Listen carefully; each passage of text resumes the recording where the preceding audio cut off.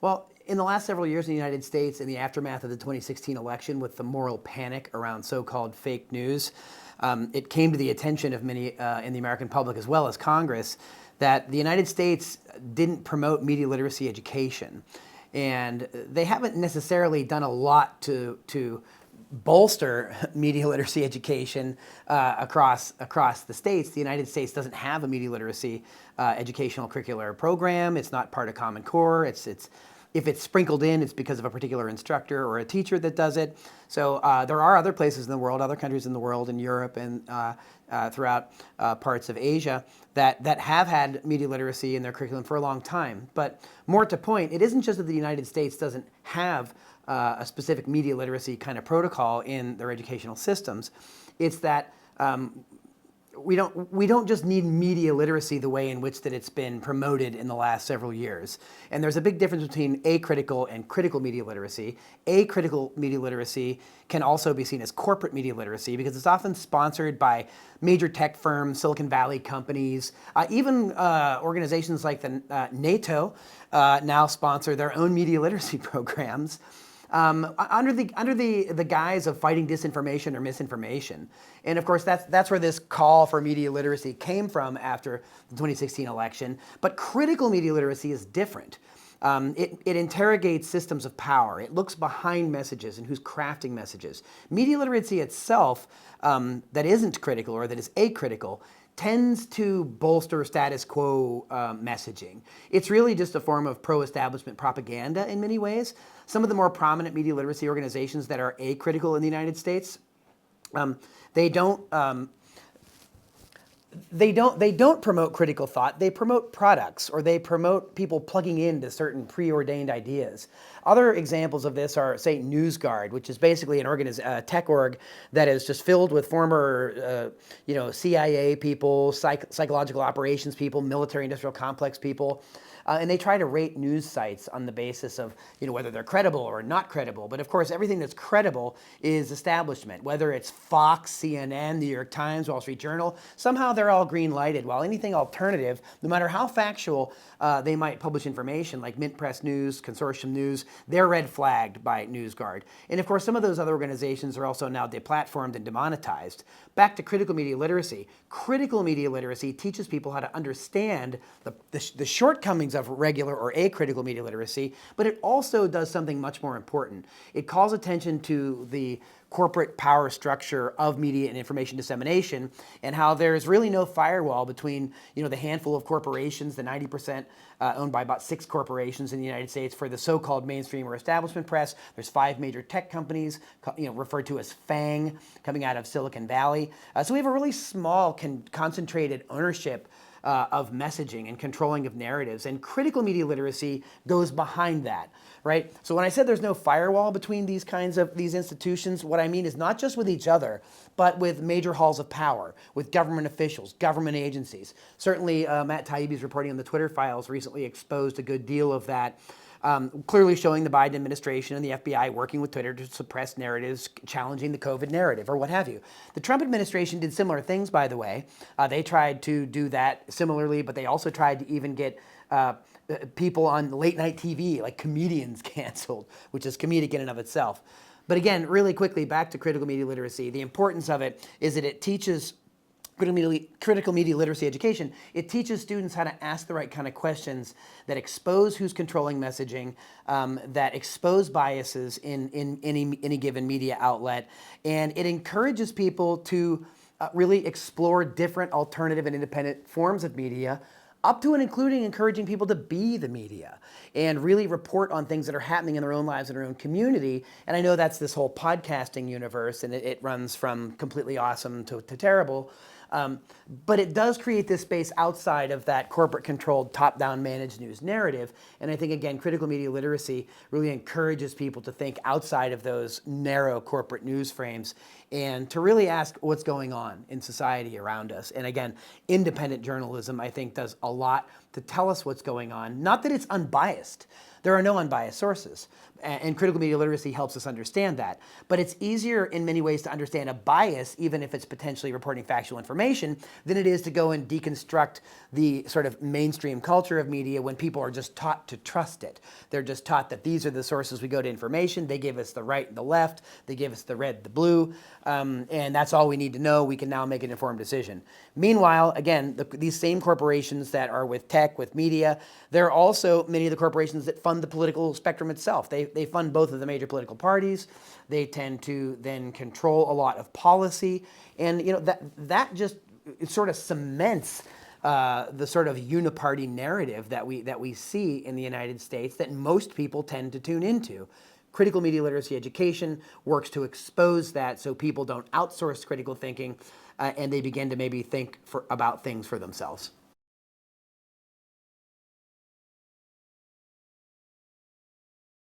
Well, much like how critical media literacy differs from acritical or corporate media literacy, we have the same kind of distinction that we see with corporate media versus independent media. And again, this isn't about bias, but let's remember the corporate media, so-called mainstream media, they masquerade as fair and balanced. They masquerade as reporting, quote, both sides. They routinely tell the public that they report and we, the people, decide. CNN claims to be the most trusted name in news, but even by the metrics of that measure corporate news viewership and popularity, CNN has regularly finished last among the major networks. So much for truth in advertising there. But what we do at Project Censored is we really highlight independent news stories that the corporate media either ignore or if they do cover it, they distort in what we call news abuse. So one of the things we do through our critical media literacy programs at Project Censored is we encourage people to explore independent media sources. And at projectcensored.org, we have many different sources. It's certainly not exhaustive, but we have many different sources to try to teach people who are not accustomed to looking outside of the box of the corporate frame that they're used to and that people are conditioned to watch maybe growing up, whatever their families or peer groups watch. And even in schools, they rely on like the New York Times or the Wall Street Journal. And look, this is also a quick caveat. It's not to say that the corporate media never report true stories. That's not what we're saying at all. There are many good reporters that work within this traditional establishment media system. However, they are hampered by systemic censorial sort of frames in many ways. There's a certain topics that the corporate media won't cover that the independent press is suited best to cover because that is where their focal points happen to lie. They focus on marginalized communities. They focus on the narratives that the other outlets won't cover. And living in a society like the United States that's incredibly diverse, we need a diversity of viewpoints and a diversity of information if people are going to be meaningfully civically engaged. And I think that that's why we really promote independent media along with critical media literacy, is we want people to think for themselves and we want them to have a wide variety of information from which to choose so they can make up their own minds about what they think is happening in the world and not have some stuffed shirt talking head in corporate media planting ideas that they can go and regurgitate forever on social media. So in a nutshell, the ultimate goal is to connect this to meaningful civic engagement.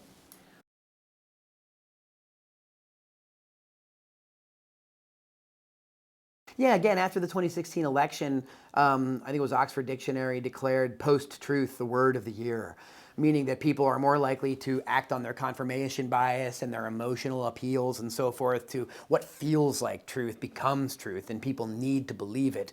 Whether it was after the 2016 election when the Democrats hatched the Russiagate nonsense that caught on and just spread wildly, especially across MSNBC, where people like Rachel Maddow made it a cottage industry. But years have gone by and that narrative has been debunked, yet it still doesn't die.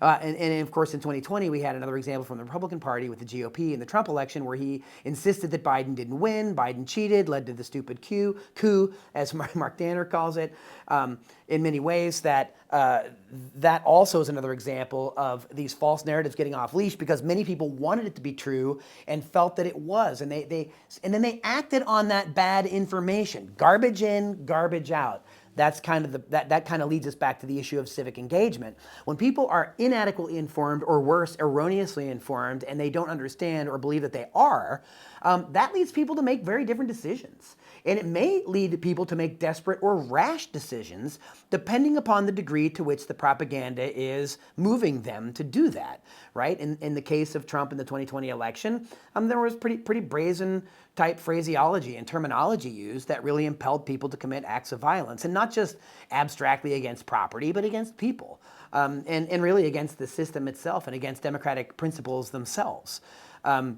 And again, back to Democrats and the issue after the 2016 election, they did more damage than I think they may have realized, or to be cynical about it, maybe they did as much damage as they intended. Maybe they really, casting doubt and sowing chaos is a way that you can then come in to restore stability and order. Right, and if you really look at the 2020 election, a lot of it was based around that, a return to normalcy and sanity and whatever words we want to use there. And as we approach this next election year, we haven't really moved past these problems, these media ecosystem problems, this disinfotainment kind of system of problems that we have. And I think that this is a really good time for people to become more critically media literate, to explore independent media, to explore independent and alternative media outlets, because more and more, and again, we're coming into another election year in 2024, we're going to see just a blizzard of propaganda and disinformation coming from both sides of the red, the blue. We're going to see the networks line up where they do, as they normally do. CNN, again, some of them pretend to be objective, but the real challenge there is that objectivity has long been a ruse for these outlets to hide behind. Independent outlets that necessarily are not objective, they don't hide behind that. They actually hide more, I would argue, if there's hiding involved. They hide in plain sight. They tell what their bias is, they show their evidence, and they lead it to transparent sources. So that, again, back to the education angle where we started, we're not in the business at Project Censored of telling people what to think. We're in the business of trying to help people think more critically and independently on their own by exploring these things. And we've got a lot of programs that do that at our website that look at validated independent news, historical context from news that's often left out, right? That's really important for civic engagement. We live in the United States of amnesia, as Gore Vidal once said, the playwright. But it's also hard one step further. It's hard to live in a nation of amnesia or forget something that you may not have known about or were taught in the first place.